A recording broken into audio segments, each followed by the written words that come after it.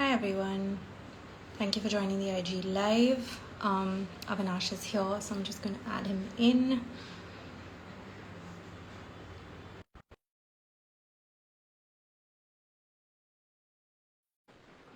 Second.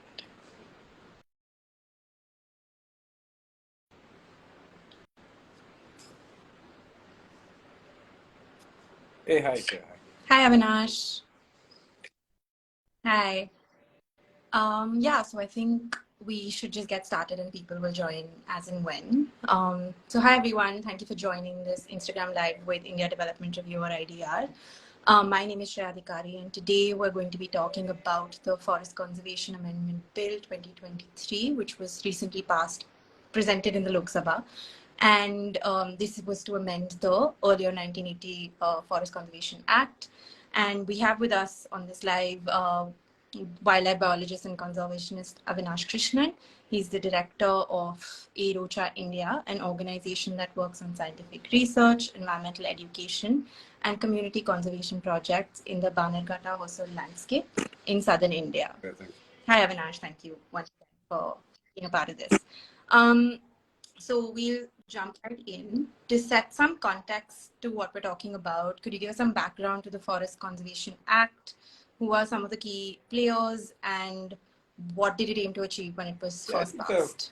If you have to primarily look at the Forest Conservation Act, is essentially an act that was an extension of the Indian Forest Act, which was constituted way back in the 18th century by specifically in the year 1865, primarily to have some kind of regulations on deforestation aspects, especially back then during the colonial times. Timber was a huge revenue generation module for the British, especially when they were here.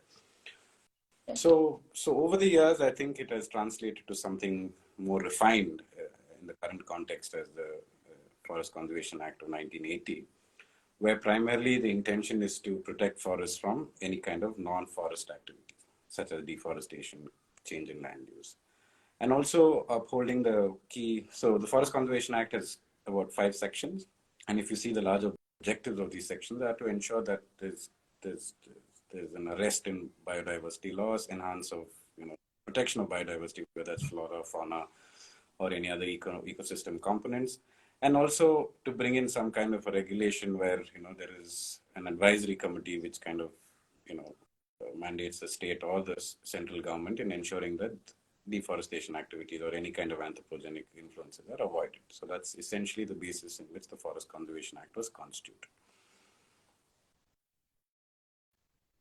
And who were some of the key players? Because that will kind of bring me to the next question, right? Well, if you look at the forest is on the concurrent list, right? So there's equal state and union mandate on aspects related to the forest. So if you look at the chief players, it will be various stakeholders, especially the forestry department of both the state and the center. And of course, the beneficiaries could be local communities and other private institutions and organizations that have stake with the Forest Conservation Act. For instance, if you're looking at land clearance, for instance, you could have large industries, businesses, companies, agencies that might benefit from, for especially if you look at one aspect of Camper, which we can probably talk about it at some point. So stakeholders primarily the union and the state governments. But I think if you look at the amendment aspect, which is what we're talking about, I think here there is a suo moto influence of the union over the state, and so that's where the contention is. And could you explain that a little bit more? If you look at the amendments, like for instance, there are certain aspects of forest clearances, which obviously, like I said earlier, the state and the union have equal importance. But in this 2021 proposed amendment, which invariably has been passed in the Lok Sabha in 2023, the union government has suo moto decisions in land conversion, land clearances, or so-called non-forestry operations. So there is a slight gray area in where you define what a non-forestry operation is. So if you look at Section 1 and Section 2, there are certain changes to the clauses in which how you would originally define as a non-forest activity to what is defined currently. So the union government essentially has an independent control over declaring and creating clearances and and bringing regulations, of course, with the influence of the advisory committee, which is again constituted by the union government. So the state has less or least significance in this context in terms of them exercising their control over their forests or whatever. Right. Right. And anything else that you would want to touch upon that has been proposed So the in the new amendment amendment? essentially, well, it's see the thing with the Forest Conservation Act or any forest act for that matter is like a double-edged sword, right? So it depends on what you're applying where and when, and of course it largely depends on the local context in which it is implied. So here the definition of what we classically call as non-forest activities has been slightly blurred. Like for instance, if you take these three amendments in terms, if you look at section 1A, it talks about how certain surveys and assessments are not required for extraction of natural oil and gas, for instance, even areas. And if you take the other aspect of having developmental aspects like which is obviously for developmental aspirations of local regions where railways, relay infrastructure, setting up satellite centers or anything like that, you don't necessarily bring into the ambient of a what we call as technically as per the act as a non-forest activity, but it brings in certain regulations where you can have these kind of regulations only if it's around wildlife areas or protected areas.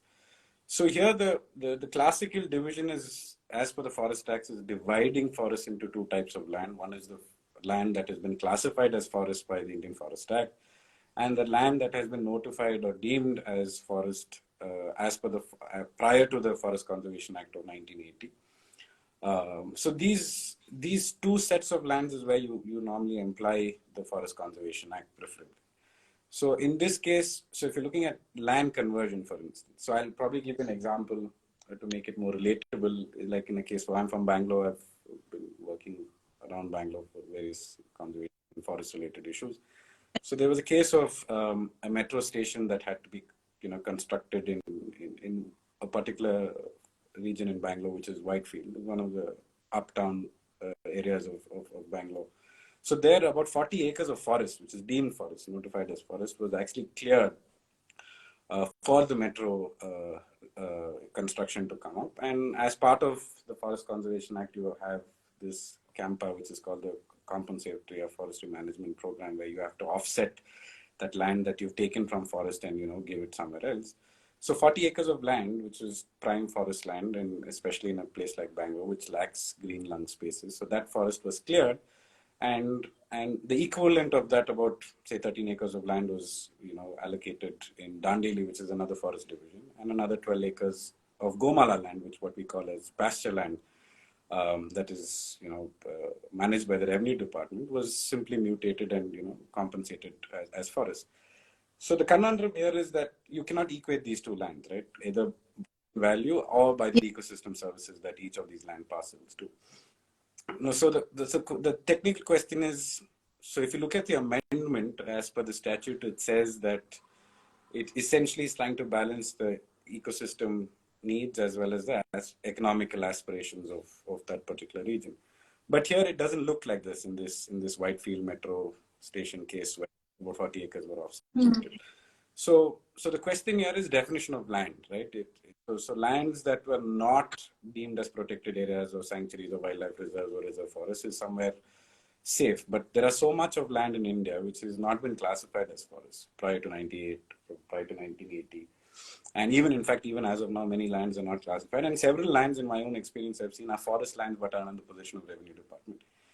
Which also has stake where people have, governments themselves have illegally leased out land to communities, which is actually forest land, but managed by revenue.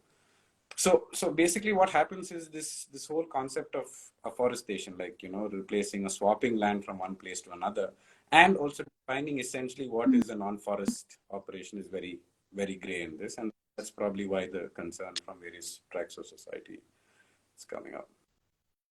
Right. Right. And obviously this also may result in a lot of displacement, right?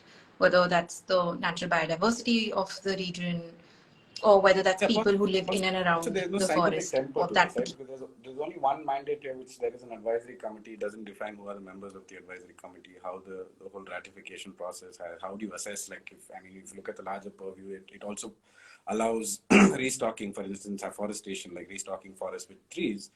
But there is no scientific temper to that to understand what kind of trees need to be grown where, how much of trees are actually contributing to the ecosystem or carbon stocks or whatever. So there's absolutely no bone of contention in terms of how these things would actually play out in terms of the ecosystem. So so it doesn't necessarily look like it's a balance between economic and ecosystem needs, right? It doesn't essentially look like that.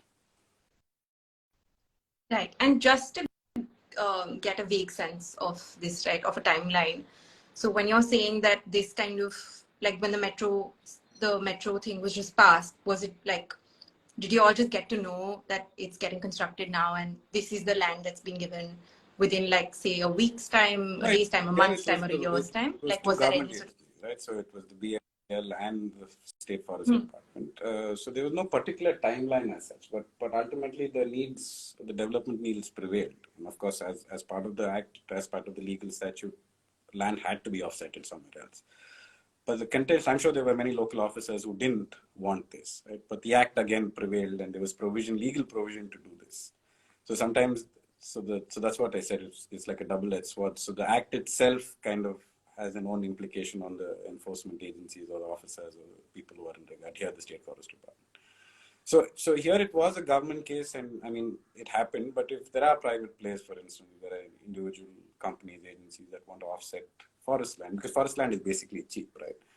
So it can be easily squashed or dissolved in some other lands. You can't, obviously, these agencies will not buy private lands. You can't have 40 acres in an uptown place and compensate it somewhere in a private land for 40 acres. It's not possible, right?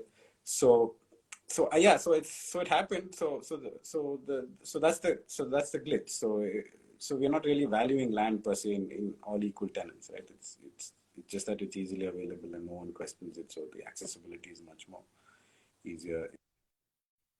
Yeah. And so what about, like, we touched upon this briefly, but what about the communities and the people who live alongside forests? And if you want to share some examples from the area We've where you not work, had that any cases, would also thankfully, in the be area great. that I work. We've applied, especially the Banagata Hosur area, we haven't had any such cases that have obviously displaced communities. But see, again, we're looking at community needs. So if you're looking at, say, clearing of a forest patch of land and converting into something that's non-forest but has developmental needs, it can definitely boost the economy of that place in terms of employment and livelihood for people. So that's a win-win. So, but it could be in cases where forest lands are illegally granted by the revenue department. Like, for instance, like many places in Karnataka, if you see around many divisions, you see a lot of forest land that has been illegally given out by the revenue department, which is actually forest land but managed by the revenue department without mutation, right? So in those cases, many local communities are beneficiaries of those lands, right? Leased land, for instance, which comes under the ambient of the state. So those leased lands are also cultivable lands. So people, have cultivations, people have agriculture, they have their livelihood options there. So when those lands are reclassified and converted into, forests, for development purposes, for instance, then you could have a case of displacement of communities, their livelihoods get stayed. So again, it's again a double edge there. So if communities get employment and livelihood, then it's a benefit. If they lose out on their livelihood, then it's detrimental for them. Right.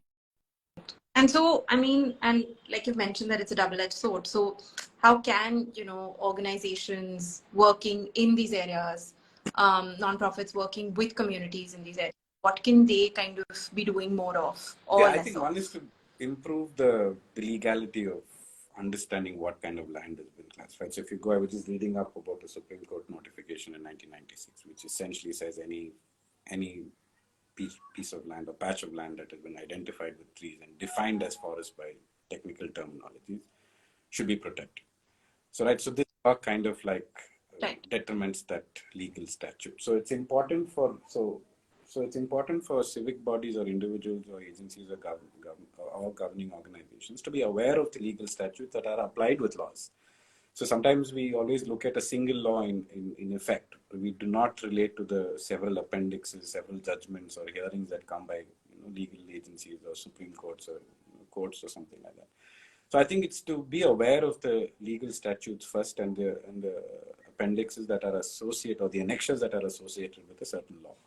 So that kind of improves the knowledge and increases greater awareness about how these things will affect communities or affect agencies or organizations. So it cannot be just looked as a blanket need or a blanket governing tool to say that this is what applies in that case. And secondly, I think when it comes to land management, because see, I think in India, forests, when I look at it personally, I think the area that we manage is very important. The forest floor, as what we technically call is what really matters, right? Because every ecosystem in this country has several different values that it can contribute to that given region.